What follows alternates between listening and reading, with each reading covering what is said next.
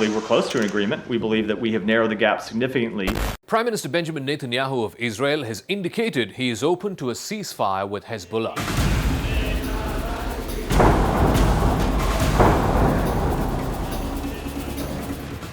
US and French officials have pressurized him to finalize the deal before Thanksgiving after weeks of negotiations.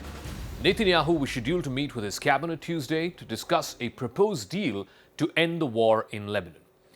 Mediators have made significant progress towards a ceasefire over this past week, but a key sticking point has been Netanyahu's insistence on securing some assurance that Israel could restart the fighting if Hezbollah broke the truce.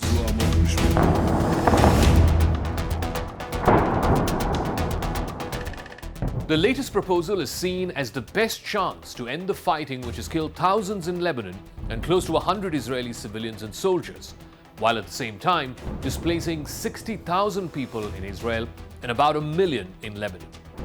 But negotiations have been starting and stopping for weeks now, and both sides may not come to terms just yet. Netanyahu's office declined to comment on what he intended to do about this peace deal, but people close to him said it was time to close one of the many fronts which Israel has opened in this past year. Under the current proposal, initiated by both the Americans and the French, Israeli forces would withdraw from Lebanon within 60 days, while Hezbollah would move further north, that is, further away from the border with Israel. The Lebanese army would then deploy to southern Lebanon to ensure that Hezbollah stays north of the Litani River. In effect, what this would do is to create a buffer zone between Israel and Lebanon. The ceasefire would officially be an agreement among Israel, Lebanon, and the mediating countries, which include the United States and France. A top Lebanese lawmaker has been acting as a liaison with Hezbollah, which, of course, the government of Lebanon does not control. Any deal with Hezbollah would have to include the group's unofficial approval, without which it will not hold on the ground. Hezbollah is a designated terrorist organization by the United States.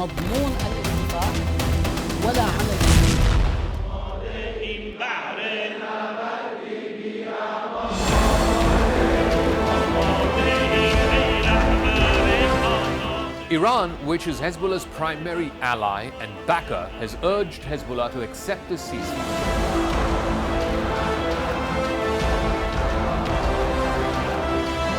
Hezbollah's new leader, Naim Qassem, has suggested in a video put out last week that the group would agree to this ceasefire if Israel ended its attacks on Lebanon and Lebanon managed to retain its sovereignty. So if all sides agree, the deal would be the first ceasefire in either Lebanon or in the Gaza Strip in almost exactly a year.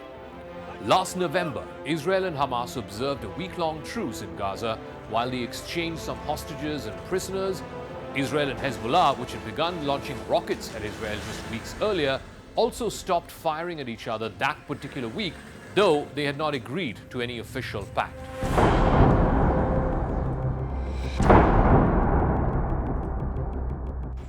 After that pause, though, fighting on both fronts exploded.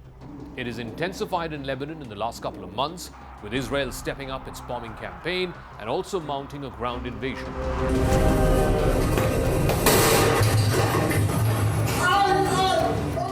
It started really with the pager attacks that happened back in September targeting Hezbollah Qaeda, and then in late September with an airstrike in southern Beirut which killed Hezbollah's longtime leader Hassan Nasrallah.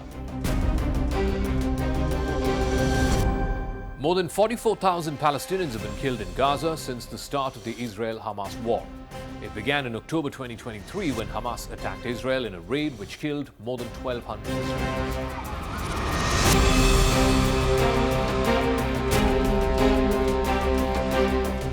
One focus of the negotiations has been how and whether Israeli forces would be able to redeploy inside Lebanon if Hezbollah rebuilt its military strength along the border. Israel is worried that the last time it agreed to such a ceasefire, which ended the 2006 Israel-Lebanon war, Lebanon failed to keep Hezbollah away from its southern border with Israel. The current ceasefire proposal is also modeled on the 2006 agreement, so this time Israel wants a clear approval to uphold the deal itself with force if necessary.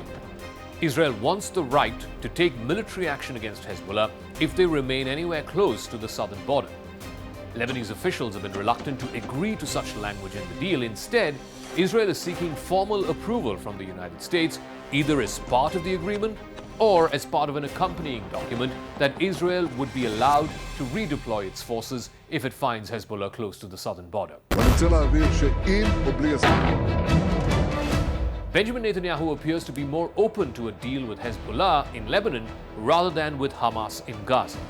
Now, that is in large part because he's more intent on the complete destruction of Hamas than Hezbollah. Yet, hardline factions that are crucial to his political coalition have opposed any ceasefire. Just earlier this week, Israel's National Security Minister Itamar Ben-Gvir publicly urged Netanyahu to reject the proposal with Hezbollah, but he stopped short of threatening to pull out support for Netanyahu's government. As for Hezbollah, it appeared that the group was ready to accept a deal. Its patron-in-chief, Iran, was notified on Monday that a ceasefire between Israel and Hezbollah was imminent. This has been confirmed by two members of the Iranian Revolutionary Guard Corps, which takes the final call on all security-related matters. The push for a ceasefire has been led by the United States and France. Last week, the Biden administration dispatched a top envoy, Amos Hochstein, to Israel and Lebanon. U.S. officials believe that the trajectory of this is going to be in a very positive direction. John Kirby, a White House spokesperson, told reporters, "But nothing is done until everything is done." The French government has said in a statement that talks have made significant progress in recent weeks, and it hopes that all parties involved will seize this opportunity as soon as possible.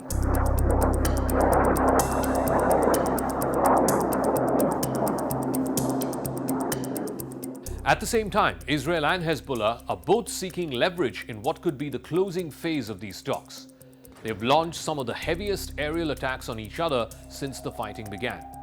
On Sunday, Israeli officials said that Hezbollah had fired at least 250 projectiles into Israel, including many towards Tel Aviv, and in the process about 13 Israelis were injured. In Lebanon, Israeli forces issued a series of sweeping evacuation orders for the area south of Beirut before striking what they said were a dozen Hezbollah command centers. There were no immediate reports of any casualties in either of those strikes. The heavy exchange of fire continued in the early part of this week as well, causing schools to be shut on either side of the border.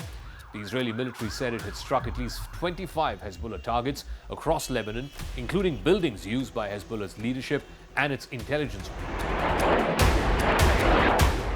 At the same time, in parts of northern Israel, residents scrambled to shelters as a new round of sirens announced about 30-odd incoming projectiles from Lebanon.